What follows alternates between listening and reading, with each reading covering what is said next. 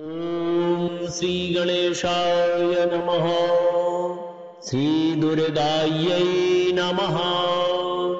श्रीदेवी स्तुतिः। विष्णुरुवाच नमो देवि महामाये सृष्टिसंहारकारिणि अनादिनिधने चण्डी भोक्तिमोक्तिप्रदे शिवे न ते रूपं विजानामि सगुणं निर्गुणं तथा चरित्राणि कुतो देवी संख्यातीतानि यानि ते अनुभूतो मया तेद्य प्रभावश्चातिदुर्घटः यदहं निद्रया लीनः संजातोऽस्मि विचेतनः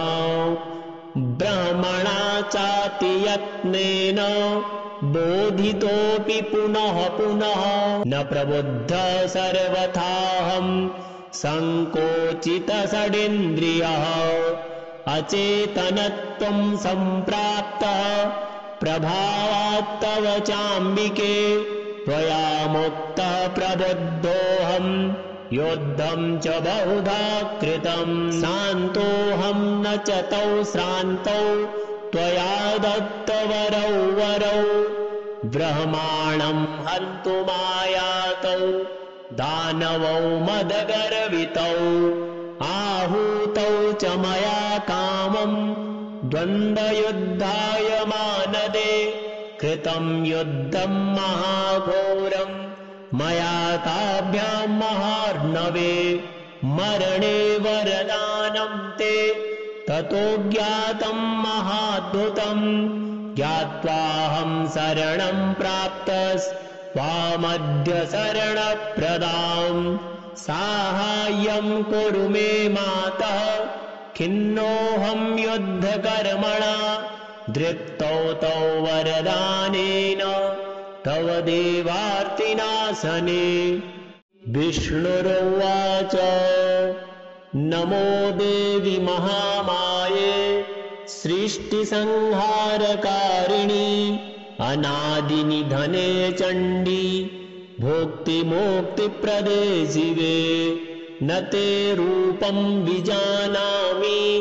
सगुणं निर्गुणं तथा चरित्राणि कुतो देवी संख्यातीतानि यानि ते अनुभूतो मया तेद्य प्रभावश्चातिदुर्घटः यदहं निद्रया लीनः संजातोऽस्मि विचेतनः ब्रह्मणा चातियत्नेन बोधितोऽपि पुनः पुनः न प्रबुद्धः सर्वथाहं संकोचितषडिन्द्रियः अचेतनत्वं सम्प्राप्तः प्रभावात्तव चाम्बिके त्वया मुक्तः प्रबुद्धोऽहं युद्धं च बहुधा कृतं शान्तोऽहं न च तौ श्रान्तौ त्वया दत्तवरौ वरौ ब्रह्माणं हन्तुमायातौ दानवौ मदगर्वितौ आहूतौ च मया कामं द्वन्द्वयुद्धाय मानदे कृतं युद्धं महाघोरम् मया ताभ्यां महार्णवे मरणे वरदानं ते ततो ज्ञातं महाद्भुतं ज्ञात्वाहं शरणं प्राप्तस्त्वामद्य शरणप्रदां साहाय्यं कुरु मे मातः खिन्नोऽहं युद्धकर्मणा दृप्तौ तौ वरदानेन तव देवार्तिनाशने। विष्णुरुवाच नमो देवि महामाये सृष्टिसंहारकारिणि अनादिनिधने चण्डी भोक्तिमोक्तिप्रदे शिवे न ते रूपं विजानामि सगुणं निर्गुणं तथा चरित्राणि कुतो देवी संख्यातीतानि यानि ते अनुभूतो मया तेद्य प्रभावश्चातिदुर्घटः यदहं निद्रया लीनः संजातोऽस्मि विचेतनः ब्रह्मणा चाति यत्नेन बोधितोऽपि पुनः पुनः न प्रबुद्धः सर्वथाहं संकोचितषडिन्द्रियः अचेतनत्वं सम्प्राप्तः प्रभावात्तव चाम्बिके त्वया मुक्तः प्रबुद्धोऽहं युद्धं च बहुधा कृतं शान्तोऽहं न च तौ श्रान्तौ त्वया दत्तवरौ वरौ ब्रह्माणं हन्तुमायातौ दानवौ मदगर्वितौ आहूतौ च मया कामं द्वन्द्वयुद्धाय मानदे कृतं युद्धं महाघोरं मया ताभ्यां महार्णवे मरणे वरदानं ते ततो ज्ञातं महाद्भुतं ज्ञात्वाहं शरणं प्राप्तस्त्वामद्य शरणप्रदां साहाय्यं कुरु मे मातः खिन्नोऽहं युद्धकर्मणा दृप्तौ तौ वरदानेन तव देवार्तिनाशने। विष्णुरुवाच नमो देवि महामाये सृष्टिसंहारकारिणि अनादिनिधने चण्डी भोक्तिमोक्तिप्रदे शिवे न ते रूपं विजानामि सगुणं निर्गुणं तथा चरित्राणि कुतो देवी संख्यातीतानि यानि ते अनुभूतो मया तेद्य प्रभावश्चातिदुर्घटः यदहं निद्रया लीनः संजातोऽस्मि विचेतनः ब्रह्मणा चाति यत्नेन बोधितोऽपि पुनः पुनः न प्रबुद्धः सर्वथाहं संकोचितषडिन्द्रियः अचेतनत्वं सम्प्राप्तः प्रभावात्तव चाम्बिके त्वया मुक्तः प्रबुद्धोऽहं युद्धं च बहुधा कृतं शान्तोऽहं न च तौ श्रान्तौ त्वया दत्तवरौ वरौ ब्रह्माणं हन्तुमायातौ दानवौ मदगर्वितौ आहूतौ च मया कामं द्वन्द्वयुद्धाय मानदे कृतं युद्धं महाघोरं मया ताभ्यां महार्णवे मरणे वरदानं ते ततो ज्ञातं महाद्भुतं ज्ञात्वाहं शरणं प्राप्तस्त्वामद्य शरणप्रदां साहाय्यं कुरु मे मातः खिन्नोऽहं युद्धकर्मणा दृप्तौ तौ वरदानेन तव देवार्तिनाशने। विष्णुरुवाच नमो देवि महामाये सृष्टिसंहारकारिणि अनादिनिधने चण्डी भोक्तिमोक्तिप्रदे शिवे न ते रूपं विजानामि सगुणं निर्गुणं तथा चरित्राणि कुतो देवी संख्यातीतानि यानि ते अनुभूतो मया तेद्य प्रभावश्चातिदुर्घटः यदहं निद्रया लीनः संजातोऽस्मि विचेतनः ब्रह्मणा चाति यत्नेन बोधितोऽपि पुनः पुनः न प्रबुद्धः सर्वथाहं संकोचितषडिन्द्रियः अचेतनत्वं सम्प्राप्तः प्रभावात्तव चाम्बिके त्वया मुक्तः प्रबुद्धोऽहम् युद्धं च बहुधा कृतम् शान्तोऽहं न च तौ श्रान्तौ त्वया दत्तवरौ वरौ ब्रह्माणं हन्तुमायातौ दानवौ मदगर्वितौ आहूतौ च मया कामम् द्वन्द्वयुद्धाय मानदे कृतं युद्धं महाघोरम् मया ताभ्यां महार्णवे मरणे वरदानं ते ततो ज्ञातं महाद्भुतम्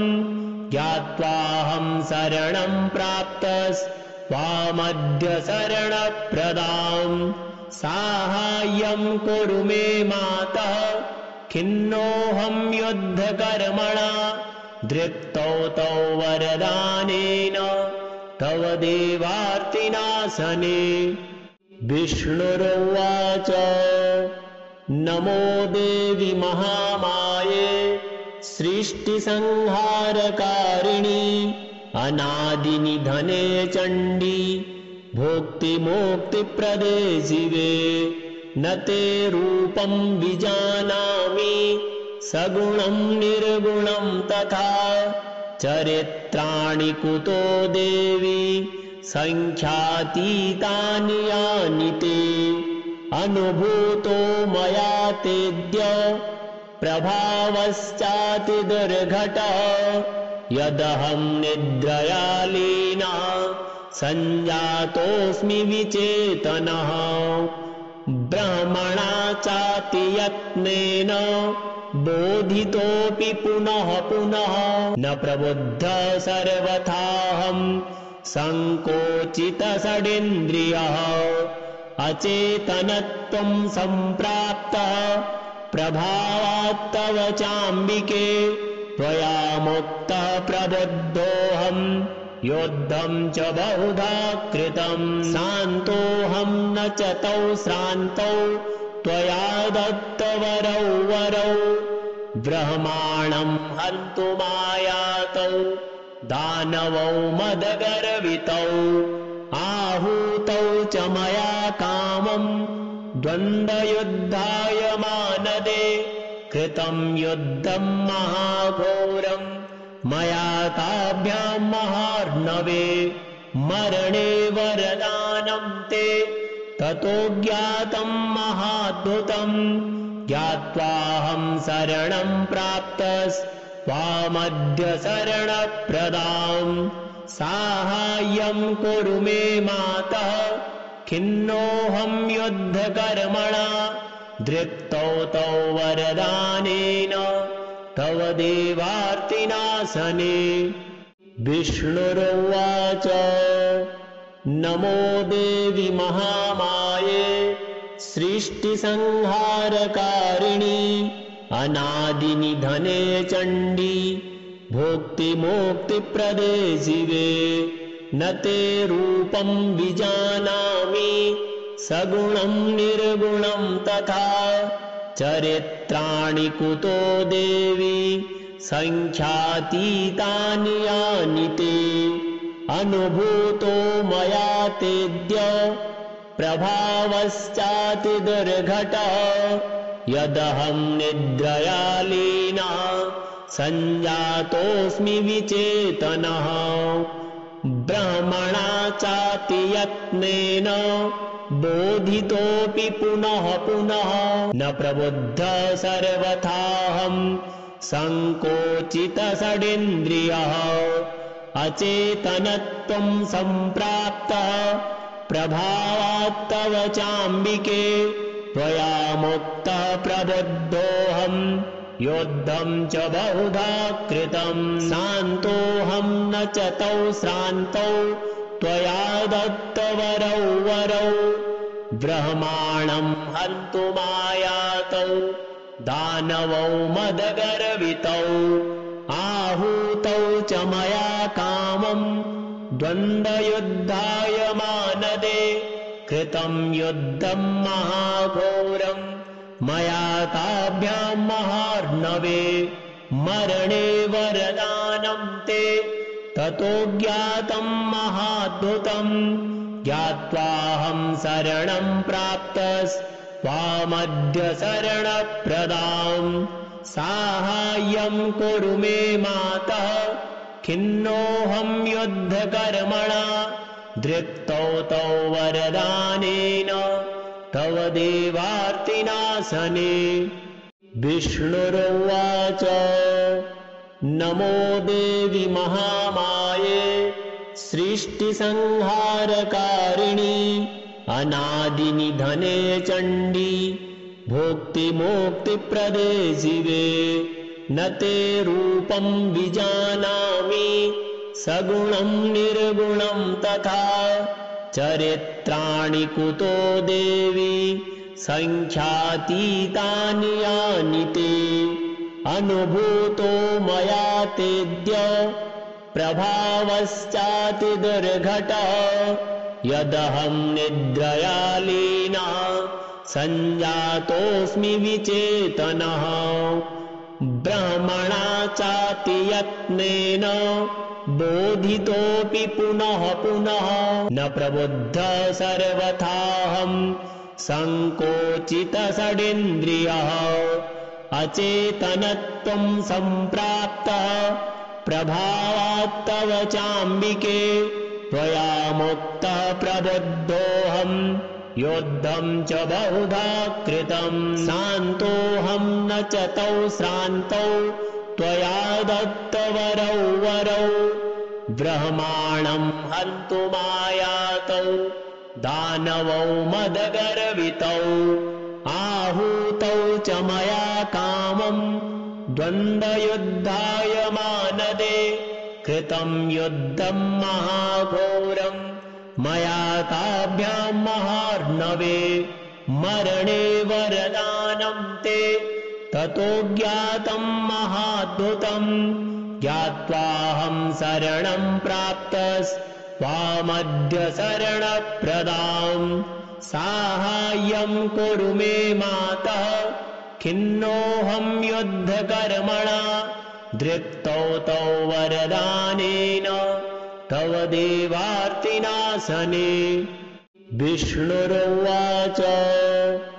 नमो देवि महामाये सृष्टिसंहारकारिणि अनादिनिधने चण्डी भोक्तिमोक्तिप्रदे शिवे न ते रूपं विजानामि सगुणं निर्गुणं तथा चरित्राणि कुतो देवी संख्यातीतानि यानि ते अनुभूतो मया तेद्य प्रभावश्चातिदुर्घटः यदहं निद्रया लीनः संजातोऽस्मि विचेतनः ब्रह्मणा चाति यत्नेन बोधितोऽपि पुनः पुनः न प्रबुद्धः सर्वथाहं संकोचितषडिन्द्रियः अचेतनत्वं सम्प्राप्तः प्रभावात्तव चाम्बिके त्वया मुक्तः प्रबुद्धोऽहं युद्धं च बहुधा कृतं शान्तोऽहं न च तौ श्रान्तौ त्वया दत्तवरौ वरौ ब्रह्माणं हन्तुमायातौ दानवौ मदगर्वितौ आहूतौ च मया कामं द्वन्द्वयुद्धाय मानदे कृतं युद्धं महाघोरं मया ताभ्यां महार्णवे मरणे वरदानं ते ततो ज्ञातं महाद्भुतं ज्ञात्वाहं शरणं प्राप्तस्त्वामद्य शरणप्रदां साहाय्यं कुरु मे मातः खिन्नोऽहं युद्धकर्मणा दृप्तौ तौ वरदानेन तव देवार्तिनाशने।